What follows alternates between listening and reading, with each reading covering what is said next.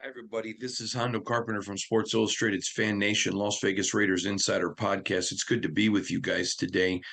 As you know, the bye week is now over, and we can begin to move towards what is a very critical, fantastic 5-game finish coming up from the Raiders. Obviously, they got the Vikings, and then they turn around 4-day window and bring the Bolts back. The Bolts is a game that I felt like the Raiders would have won if Antonio Pierce was coaching back when they were in LA. That was one that the Raiders gave away. That was what was so frustrating about that game.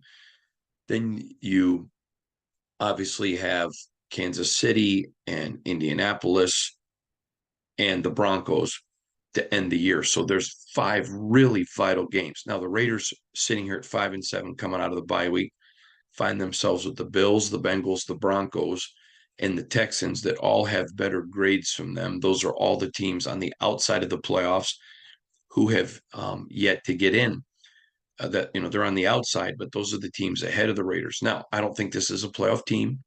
I think they're 9-8. This is what I told you I thought they were going to be when the schedule was first released, and I reiterated it because I do 2 predictions a year. I do when the schedule comes out, and then I do when the um, training camp's over.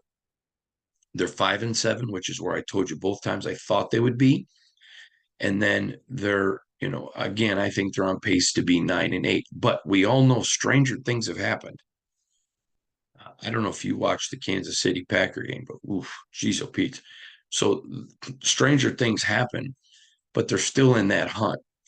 And coming off of the bye week is so vitally important for them.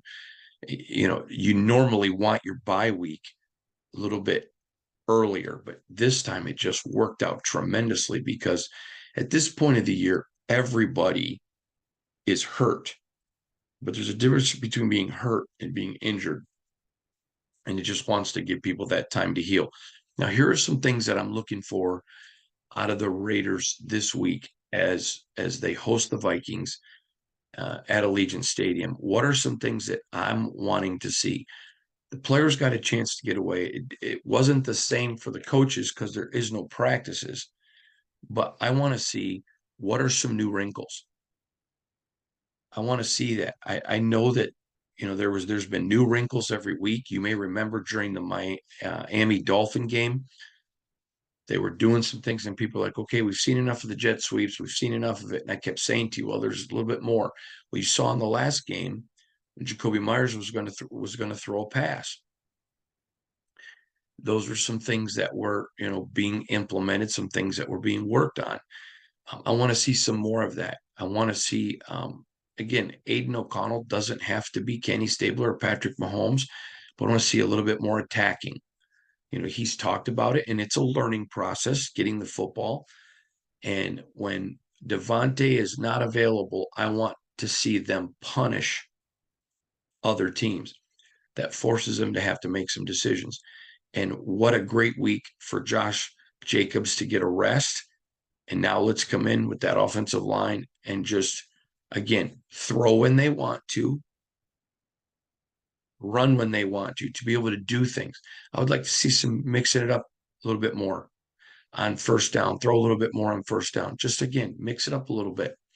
And again, I think that the more you are able to implement other people, the more you'll see production from Devontae, because then teams have to make some very critical decisions. And when you throw the ball, it sets up the play action pass. So here are 5 things that I'm looking for this week as the Raiders host the Vikings.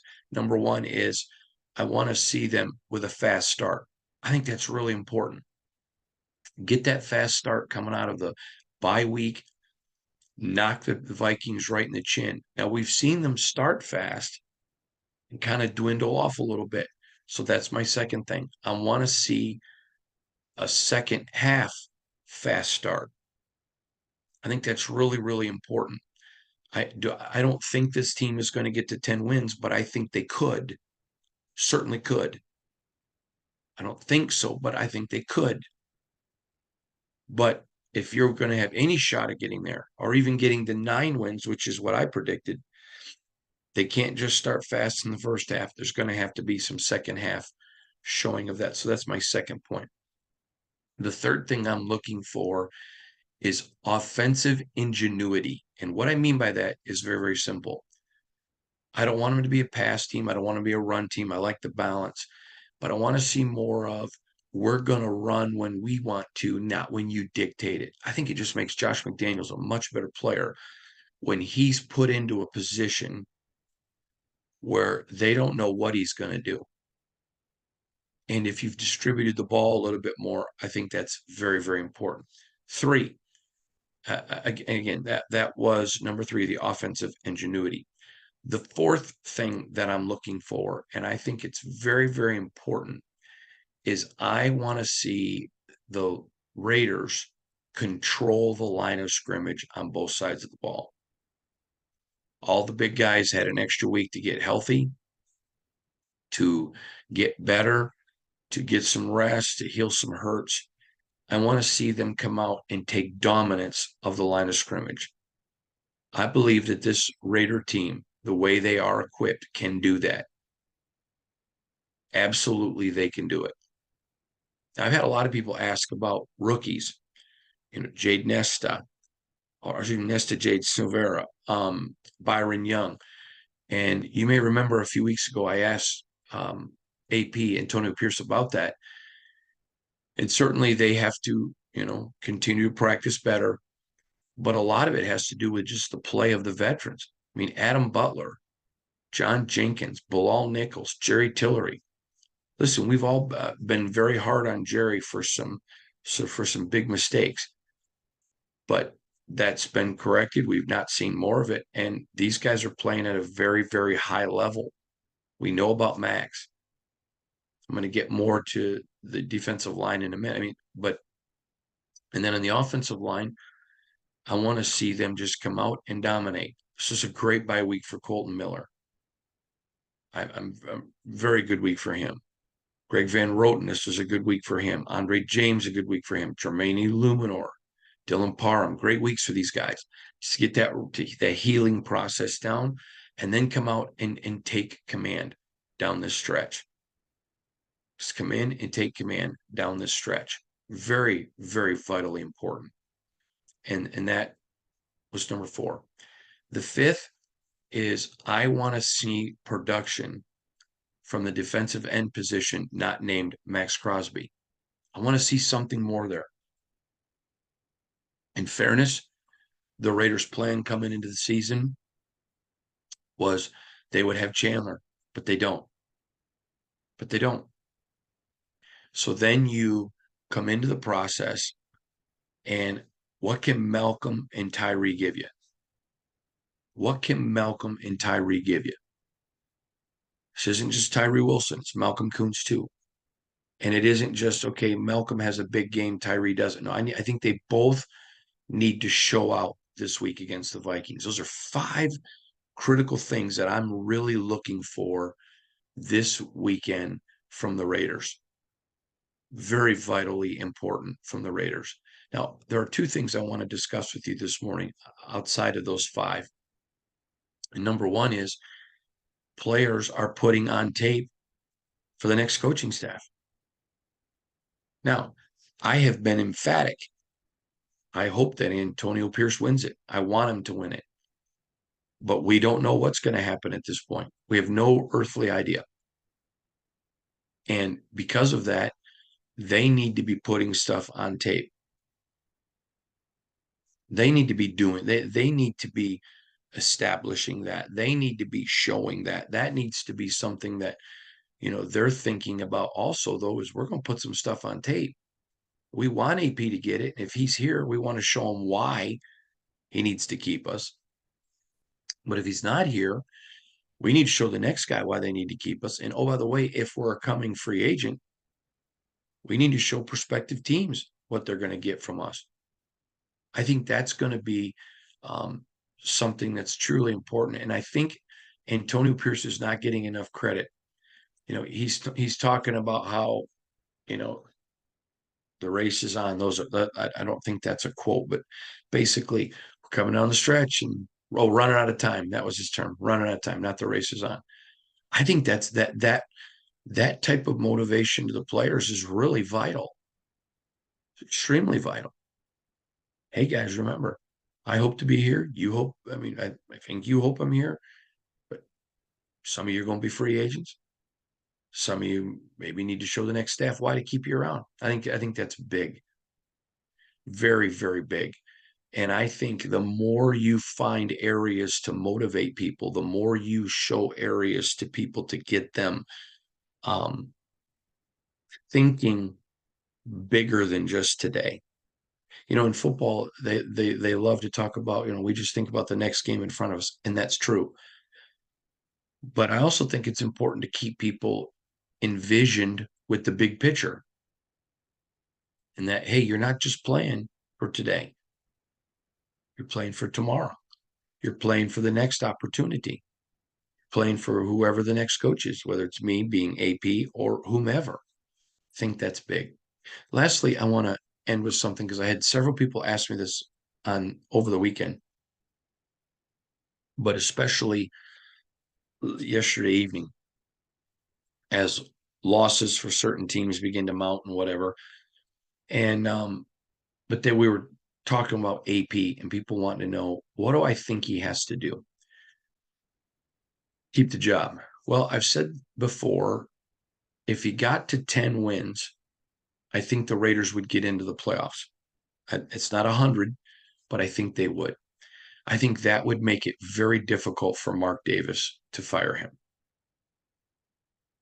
Extremely difficult. At 9 wins, which is where I predicted, I think it would be difficult for Mark to let him go. Man, you got the team to over 500. That's a big deal. I think that would be very, very difficult for him. 8 and 9, I would think that there would be a chance that AP would get the job. And again, this is Hondo opinion here. This is just Hondo opinion. I think there'd be a chance he could keep the job at 8 wins. Like a legitimate chance. I don't think it's over 50%.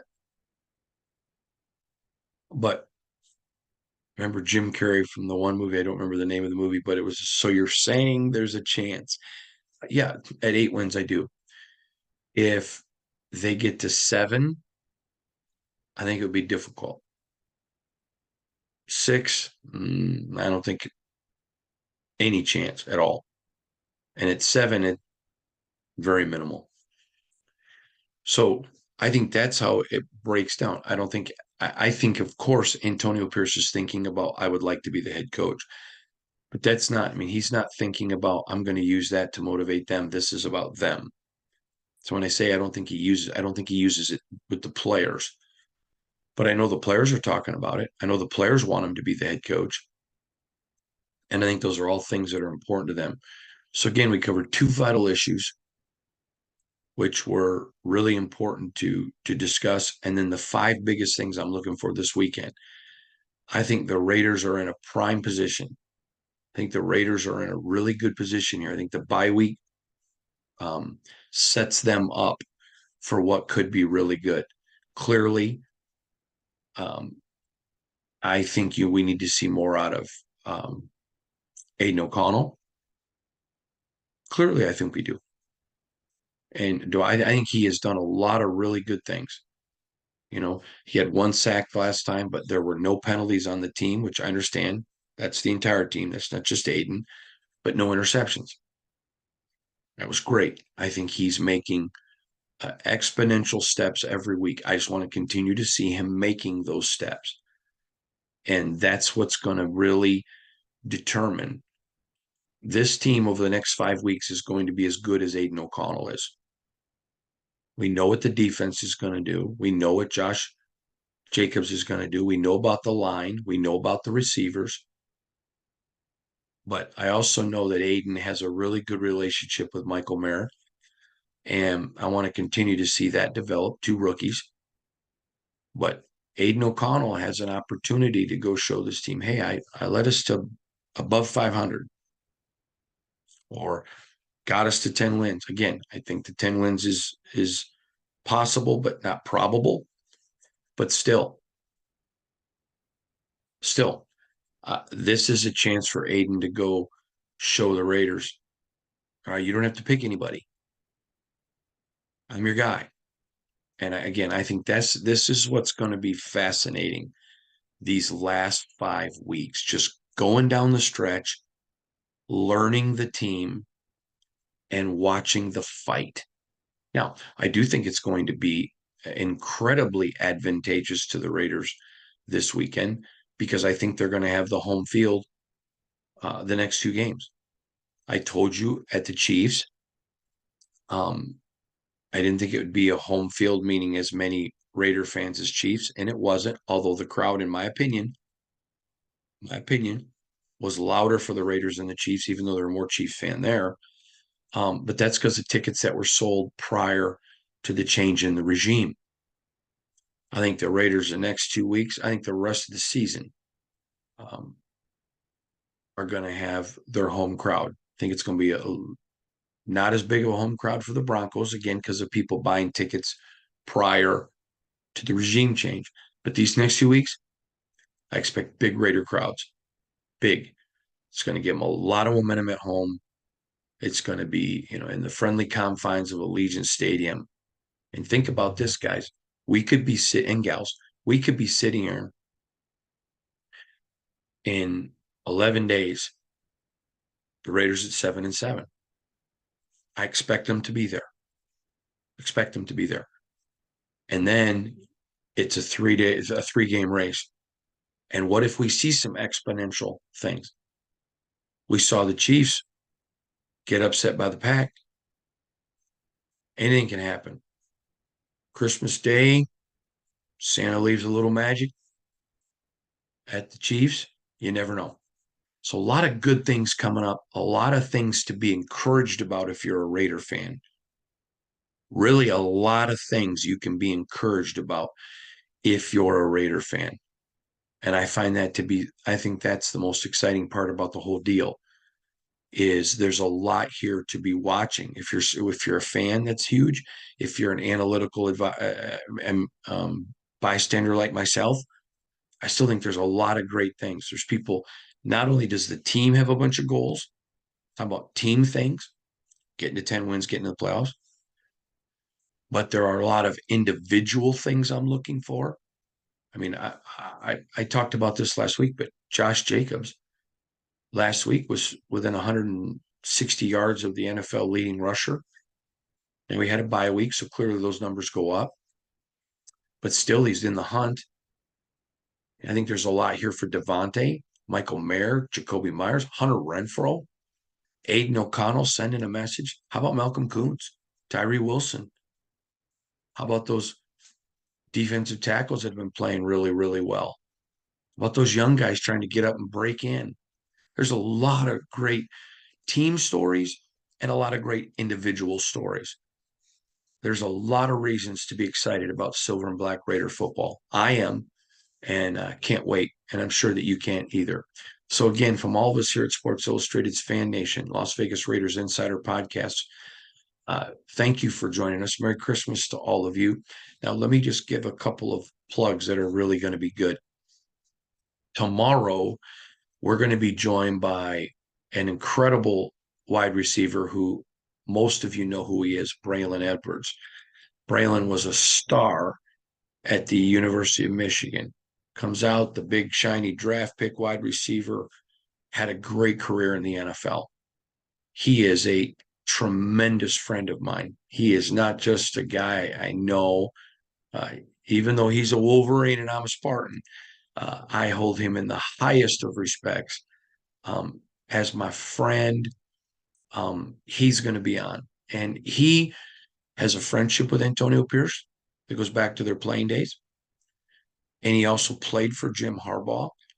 His nephew plays for Jim right now.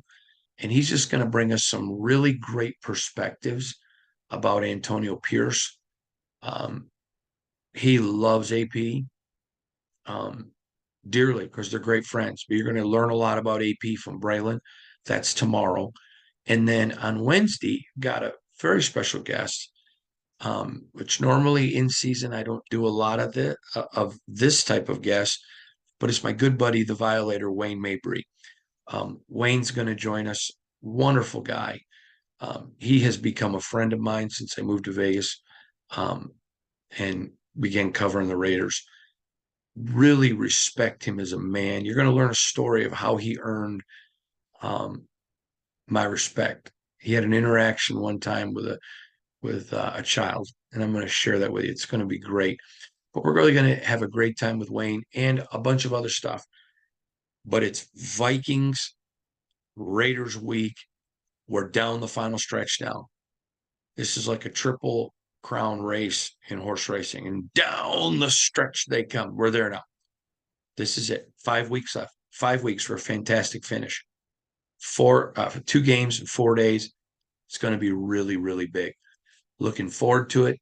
I'm sure that you are too. Thanks for joining us, everybody. Again, Merry Christmas to you and your families. God bless you, everybody. We'll talk to you real soon.